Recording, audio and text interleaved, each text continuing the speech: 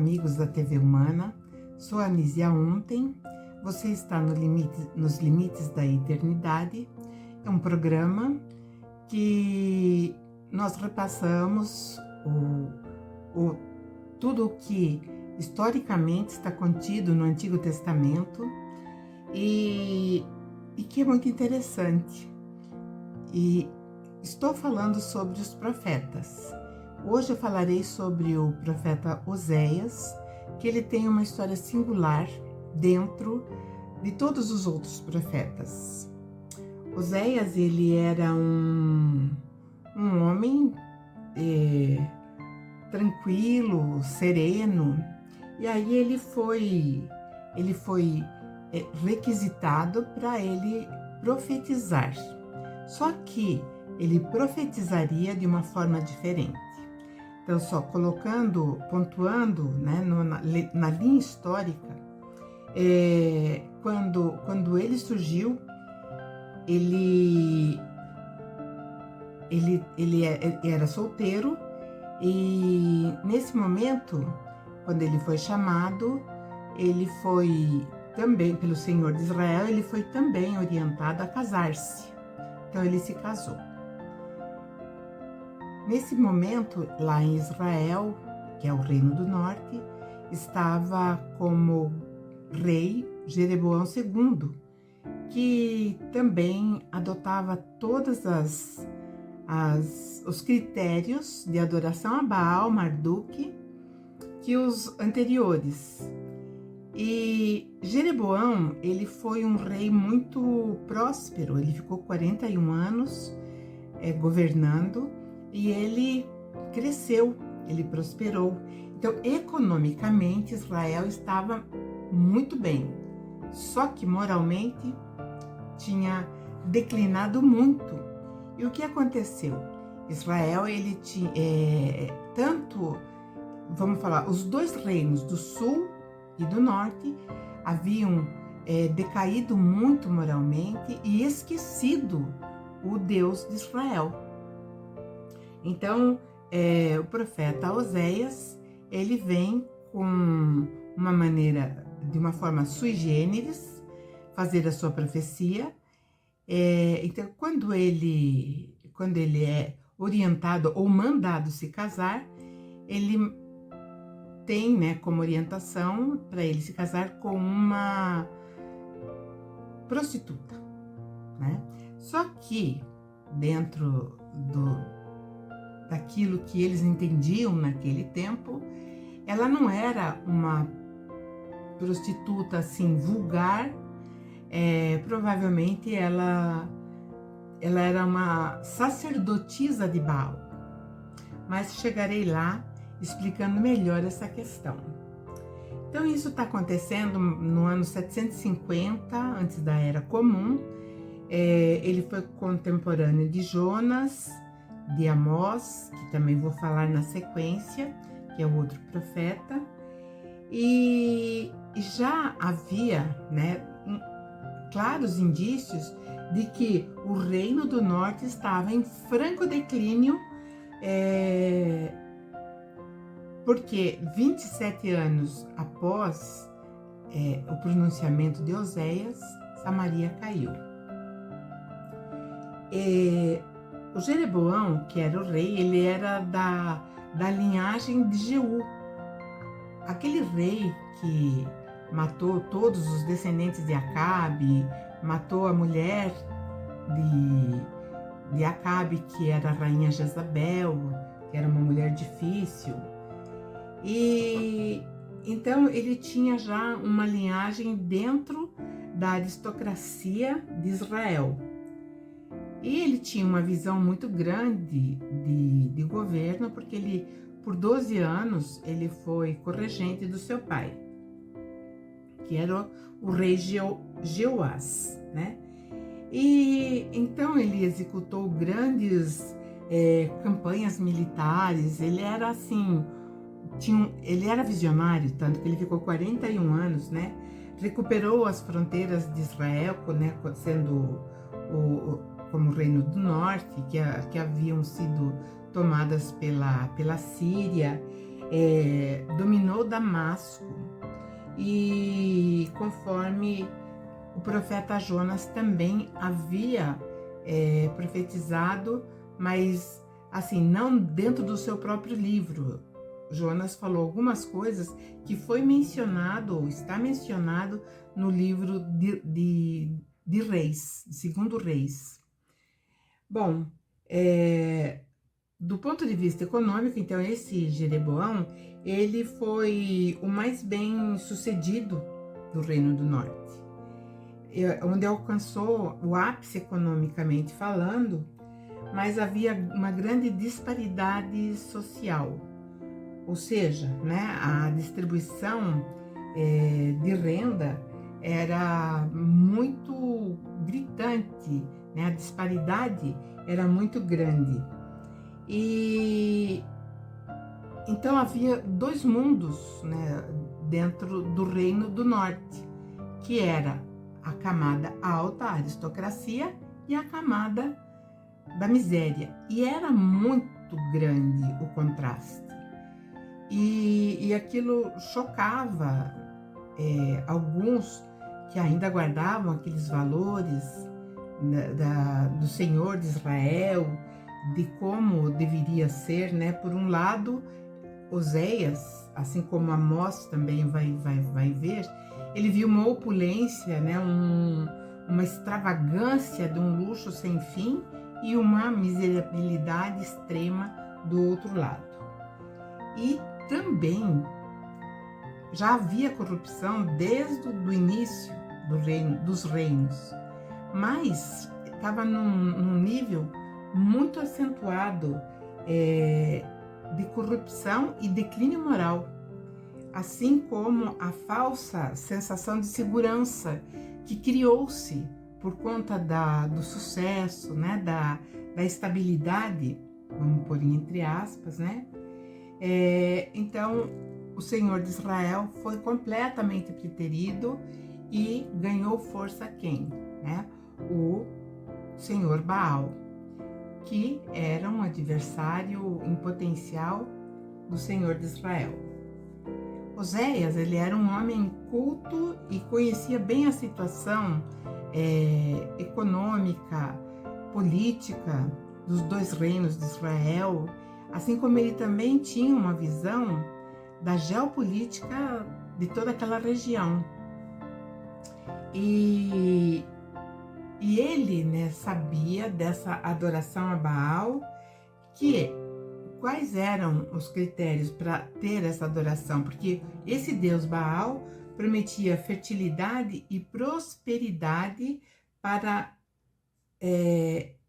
todos aqueles, né, que o seguissem, e aí um incentivava o outro a ser fiel a Baal, Marduk, e esquecer então o Senhor de Israel.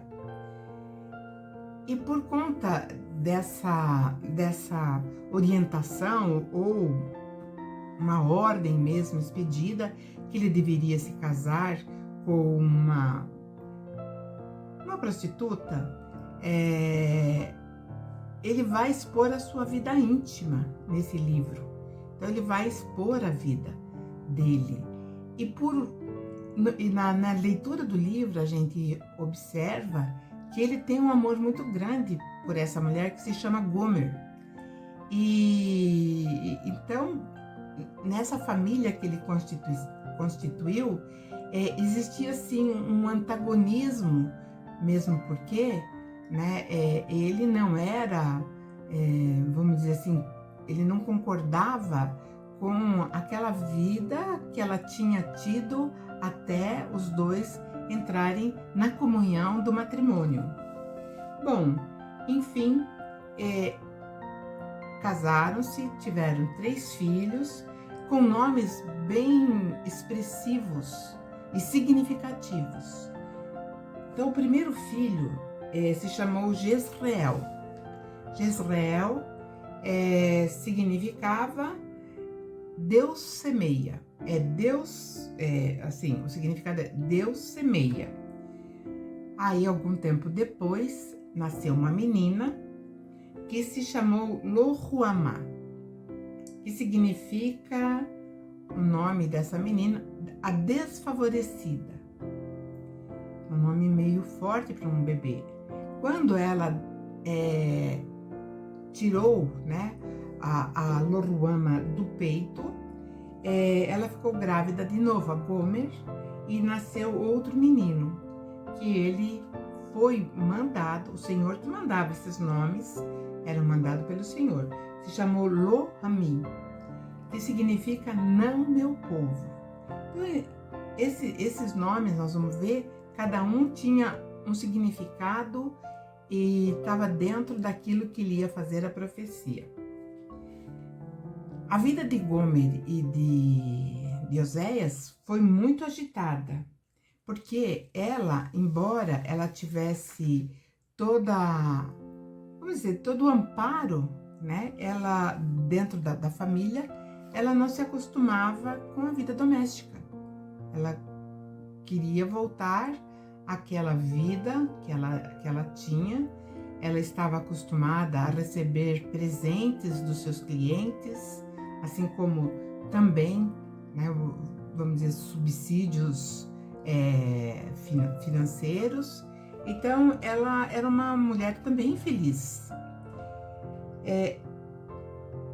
Mas só entendendo assim o padrão aonde Gomer vibrava, né, ou a frequência que ela tinha entre os deuses da região, de toda aquela região, havia uma deusa que é muito citada na Bíblia, chamada Aserá, ou Asterote, que também é conhecida como Inanna, uma deusa da Suméria.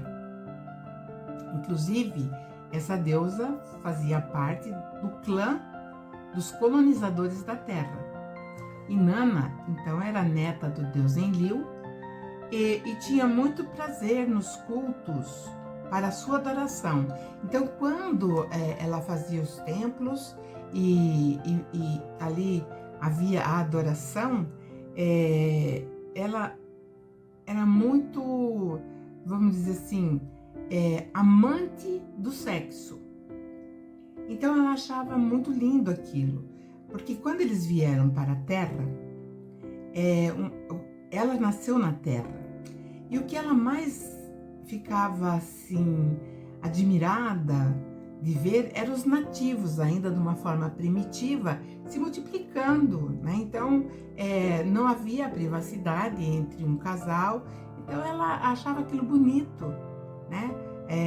Ao ar livre e tudo mais. Então, no seu templo foi instituído então que as sacerdotisas, alguns chamam de vestais, elas receberiam ali a visita dos deuses e elas então fariam orgias com esses deuses.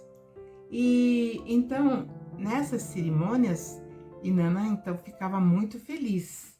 E inclusive Jeremias, o profeta Jeremias, que vou falar ainda, vai mencionar essa deusa Inanna, só que ele não chama nem de Asterote, nem de Acera, ou Aserá, mas sim de Rainha dos Céus. Ele chama assim, e tem outras citações dessa deusa também na Bíblia. Então diz assim em Jeremias: os filhos apanharam a lenha e os pais acenderam o fogo, e as mulheres prepararam a massa para fazerem bolos à Rainha dos Céus. Então tinha todo um ritual, né, onde tinha a oferenda de comida e tudo mais para essa deusa.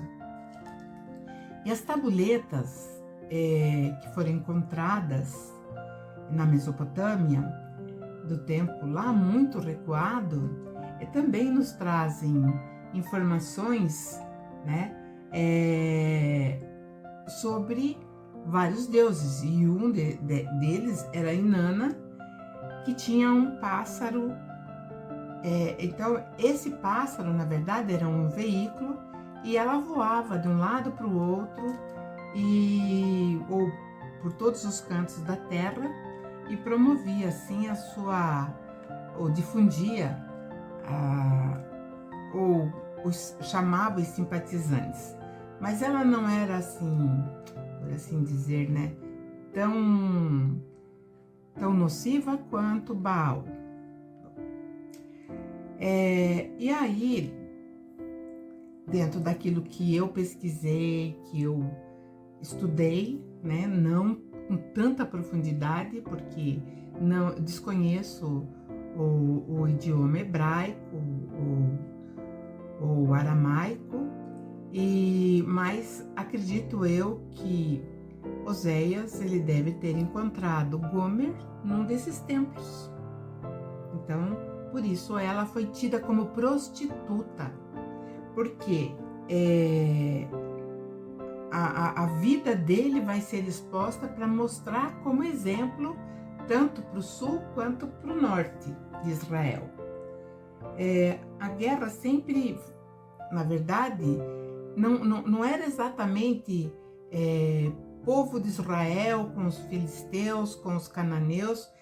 A verdade é que a guerra era entre os nossos colonizadores, que sempre queriam se elevarem mais que os outros. Então, um queria ser mais reconhecido que o outro, e principalmente o clã de Enki, de Enlil, que depois quem assumiu o clã de Enki foi Marduk. E ele queria e bateu muito, e bate ainda de frente com o seu tio, que se chama Enlil. Mas vamos falar um pouco do nome dos filhos de Oséias, para nós entendermos um pouco qual era a situação e como o Senhor de Israel estava vendo toda aquela situação. Que na verdade os nomes eles eram ameaças daquilo que iria acontecer. Então Jezreel foi o primeiro filho, né? Ele recebeu o mesmo nome de uma cidade que pertencia à tribo de Issacar, um dos 12 filhos de Jacó. Atualmente, essa cidade ainda existe e se chama Tel Israel, pertencente ainda a Israel.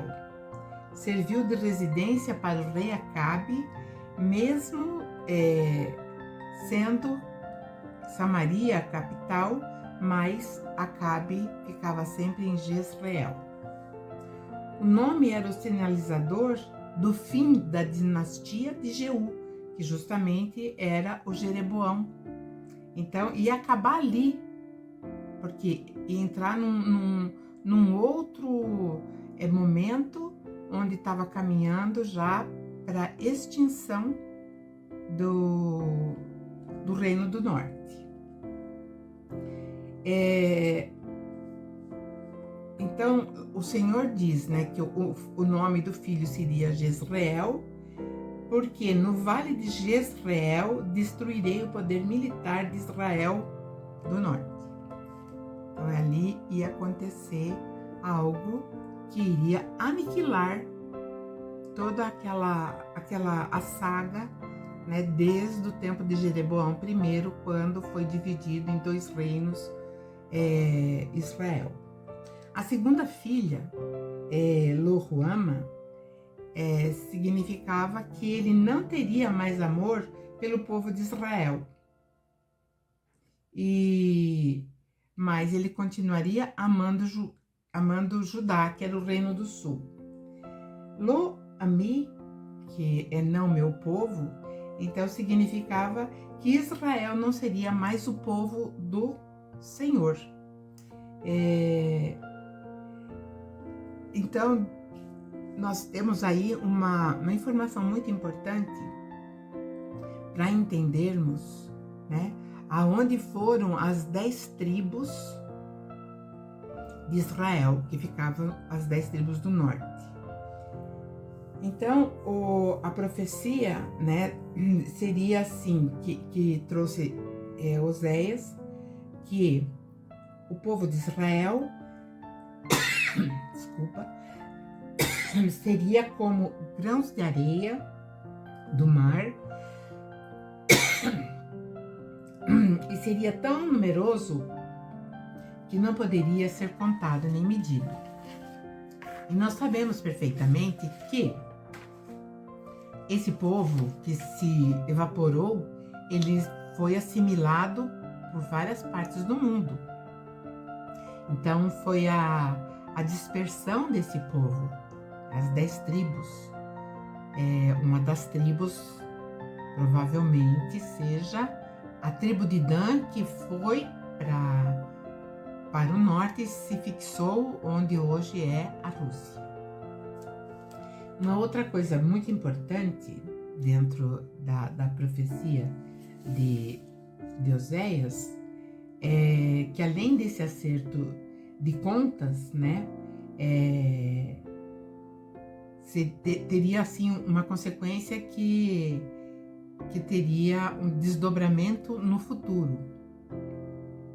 Pela disparidade, por exemplo, existiam muitos escravos e a injustiça social era muito grande. E embora eles ainda adorassem Baal, Marduk, eles faziam todos os sacrifícios para o Senhor de Israel.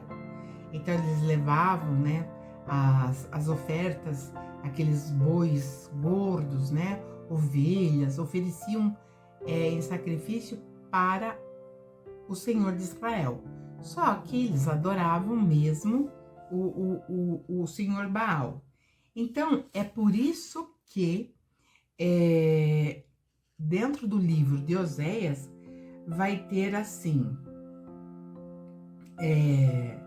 porque eu quero misericórdia e não sacrifício, e o conhecimento mais que os holocaustos, ou os sacrifícios também, né?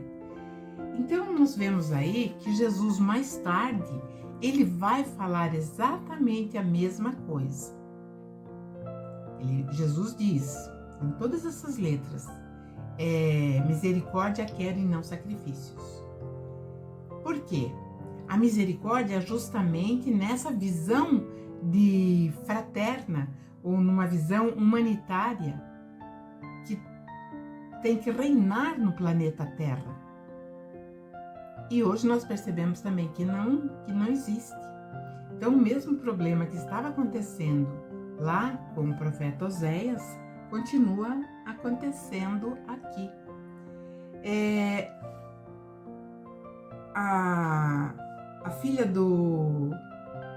a segunda filha, né, que também dava conta que o reino do norte seria destruído com a morte do rei Jeroboão II, e o seu filho Zacarias, que vai ser o seu sucessor. Ele ficou apenas 6 meses como rei, e ele foi assassinado por um oficial, né, capitão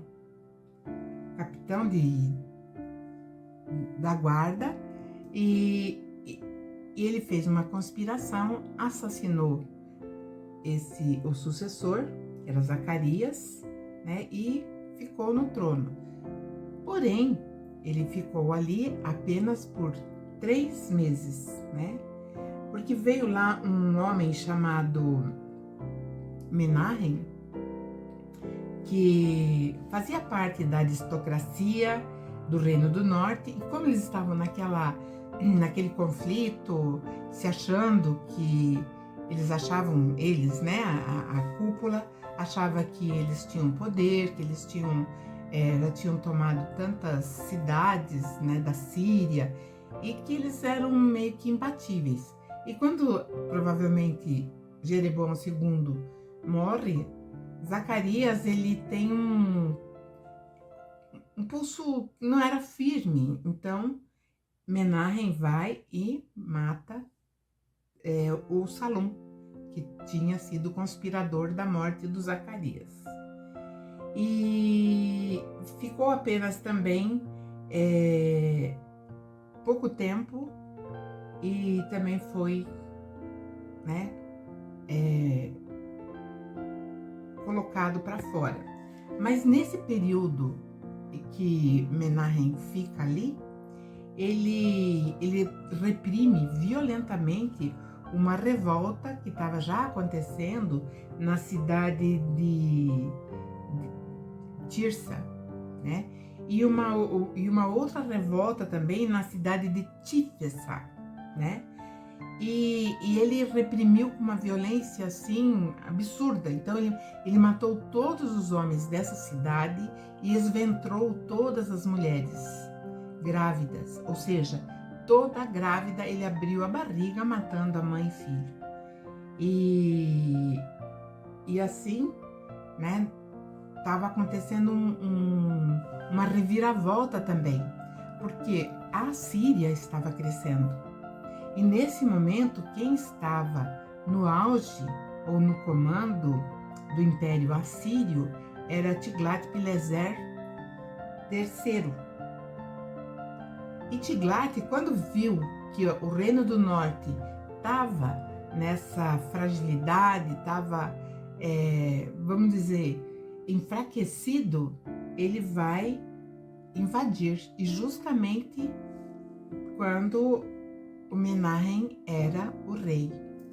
Então ele entra, é lógico, ele tinha uma força militar, a Síria, muito poderosa. E quando o Menahem viu, ele baixou a cabeça e concordou em ser um tributário. Mas eu tenho os dados que era muito dinheiro que o Tiglat-Pileser III levava do Reino do Norte. Então, vamos dizer assim, ele estava expoliando todos os bens que o Jeroboão II tinha conquistado. E o Menahem também era adorador de Baal, que era simbolizado pelo bezerro. O primeiro, vamos dizer assim, rei do Reino do Norte foi Jeroboão I. Aquele Jeroboão que trabalhava com Salomão, que era de cargo de confiança, mas quando ele foi para Salomão e conversou com Salomão que o povo estava muito oprimido pelos altos impostos, porque evidentemente, para que Salomão construísse tudo o que ele construiu, ele tinha que ter dinheiro, então vinha da onde? Dos impostos. E aí então Salomão achou que ele não era mais de confiança e ele teve que fugir para o Egito. Quem era o deus do Egito? Era Ra. E Ra quem é? É Marduk, que vai ser Baal em toda aquela região ali da Palestina. Então, por isso que quando Moisés estava lá no monte recebendo todas as leis, né, para formatar novamente o povo hebreu, lá embaixo fizeram o bezerro de ouro, né? Arão, que estava lá embaixo, que era o líder, ficou como líder, ele permitiu que fizessem um bezerro de ouro e o adorassem, porque Moisés estava já há 40 dias lá em cima e ninguém sabia só que ali estava uma neblina, uma nuvem muito forte, com grandes estrondos, trovões. Eles falaram, Moisés já morreu dentro de todas essas anomalias que está acontecendo lá em cima, no Monte Sinai. E então o bezerro de ouro, ele tinha essa característica que foi levada então por Jeroboão I para o Reino do Norte e continuou, né? Ali não teve nenhuma vez que o povo se voltou para o Deus de Israel, e sim para Marduk, que era chamado também Baal.